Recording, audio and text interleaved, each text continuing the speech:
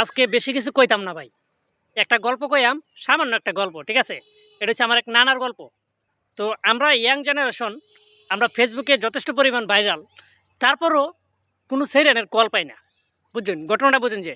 কিন্তু আমার নানা, বুইড়া নানা, এই নানার মোবাইলও ধরেন জুমা বৌদি, কুমা বৌদি, উমা বৌদি, যত বৌদি আছে, সব বৌদির নাম্বার। নানা ঘন্টার পর ঘন্টা খালি কথা কয়। কিরে খালি ফোনটা কানের ভিতরে লাগায় রাখে, এই ঘটনাটা কি? এই ঘটনাটা আমি জানতে চাইছিলাম, অনেক দিনের আগ্রহ। পরে হঠাৎ একদিন জাইনালছি। যাই না তো দেখি যে হায় হায়, নানা তো সব বৌদিগর নাম্বার ম্যানেজ করে রেখে দিছে। নানা ঘন্টার পর ঘন্টা সময় পার করে। পরে একদিন জিগাইলাম যে নানা, এই বুইড়া বয়সে এত বৌদিরে সামলাও কেমনে? এত ফোনে কথা কয় কেমনে কও? কোথাও টিয়া দেখই আমাকে, আরে টিয়া দেখো যে কও, এটা তো বুঝছি। কেন লাগিয়া কও?